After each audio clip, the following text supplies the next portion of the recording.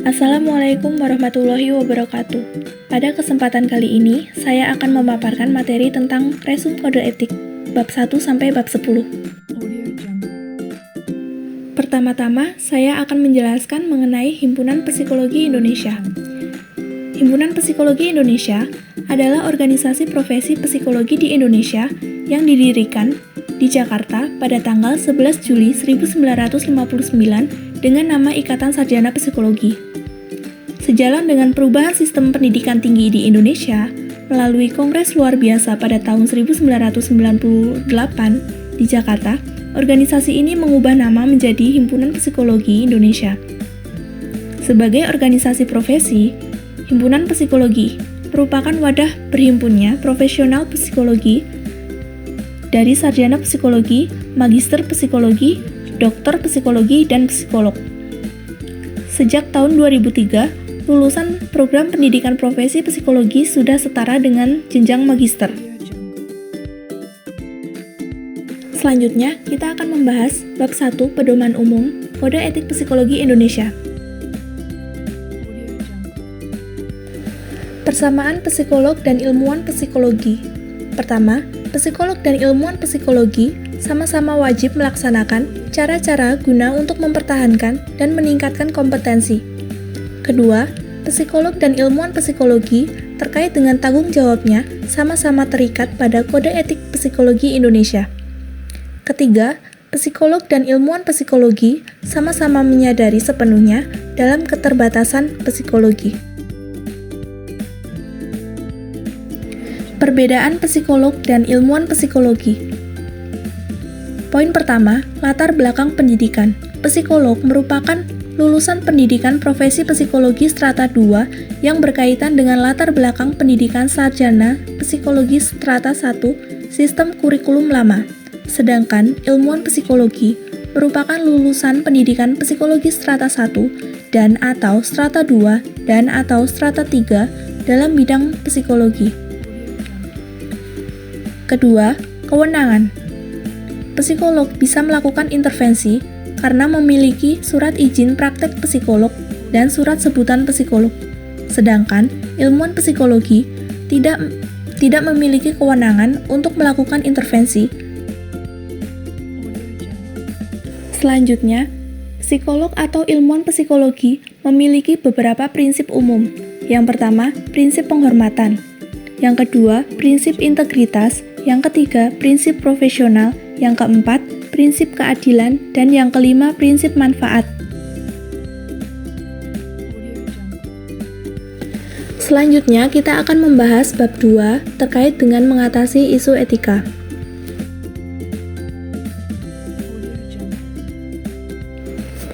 Apabila terjadi pelanggaran atau penyalahgunaan di bidang psikologi, merupakan tugas Himpunan Psikologi dan Majelis Psikologi untuk bisa memecahkan masalah tersebut.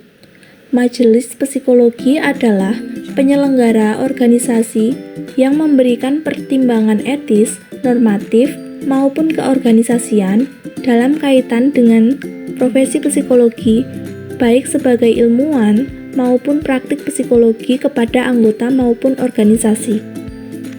Kategori pelanggaran atau penyalahgunaan ringan, yakni contohnya adalah ketika seorang tester memberi waktu lebih terhadap orang yang dites.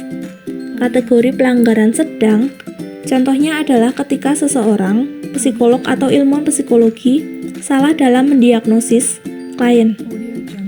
Kategori pelanggaran berat adalah ketika seorang psikolog ataupun ilmuwan psikologi melakukan manipulasi dalam penilaian klien. Selanjutnya kita akan membahas bab ketiga mengenai kompetensi.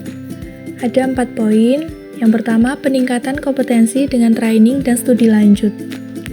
Seperti yang kita tahu, seorang psikolog atau ilmuwan psikologi haruslah menyadari kompetensi yang dimilikinya dan berusaha untuk meningkatkannya, yaitu bisa dengan training dan studi lanjut. Kompetensi di sini yang dimaksud bukan hanya kompetensi hard skill, namun juga kompetensi soft skill. Selanjutnya, terkait dengan pendelegasian pekerjaan, seorang psikolog atau ilmuwan psikologi harus memilih orang yang tepat, juga memberikan instruksi dan monitoring serta evaluasi agar pekerjaan tidak terbengkalai atau mengalami kesalahan. Selanjutnya terkait masalah dan konflik personal. Masalah bersumber dari perbedaan individu seperti mispersepsi, misinterpretasi, beda tanggung jawab, ataupun stres lingkungan. Jadi, seorang psikolog harus bisa menahan diri dalam masalah-masalah yang dihadapinya. Selanjutnya terkait dengan layanan keadaan darurat. Keadaan darurat yang di sini dimaksud adalah misal ketika ada bencana. Jadi, meskipun psikolog tidak memiliki kompetensi, namun karena ini adalah hal yang darurat, psikolog haruslah membantu orang lain terlebih dahulu. Untuk kemudian setelah membantu, kita bisa mencari orang yang lebih berkompetensi.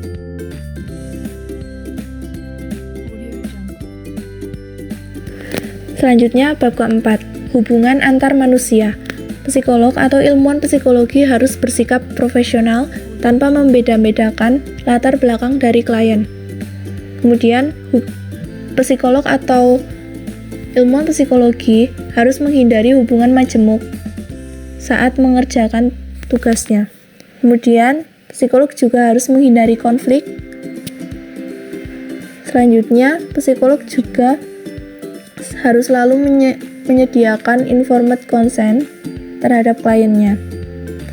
Kemudian, psikolog dapat mengajukan pengalihan apabila ada sakit, meninggal, ataupun pindah. Selanjutnya, hasil pemeriksaan psikologis. Ada 2 macam. Yang pertama, rekam psikologis lengkap. Jenis ini memberikan catatan dan data yang berhubungan dengan penelitian, praktik, dan karya lain sesuai dengan hukum yang berlaku dan dengan cara yang sesuai dengan ketentuan Kode Etik Psikologi Indonesia. Yang kedua, rekam psikologis untuk kepentingan khusus. Jenis rekam psikologis ini dibuat sesuai dengan kebutuhan dan tetap mempertimbangkan unsur-unsur ketelitian dan ketepatan hasil pemeriksaan serta menjaga kerahasiaan orang yang mengalami pemeriksaan psikologi. Iklan layanan publik.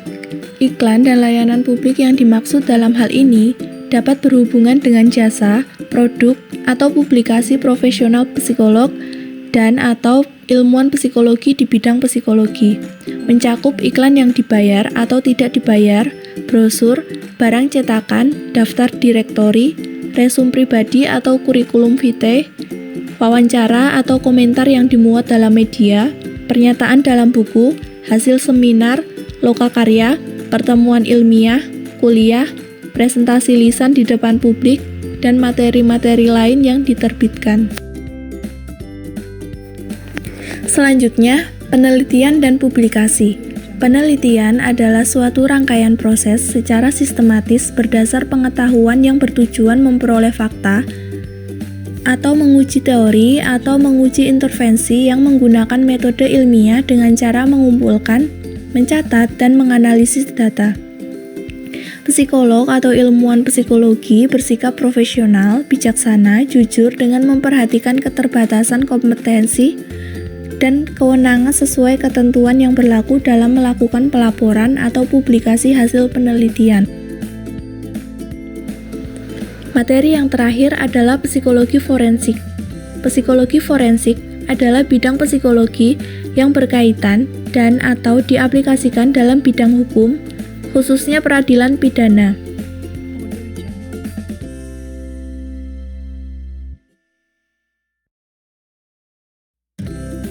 Sekian presentasi dari saya. Terima kasih atas perhatiannya dan mohon maaf bila ada kesalahan. Wassalamualaikum warahmatullahi wabarakatuh.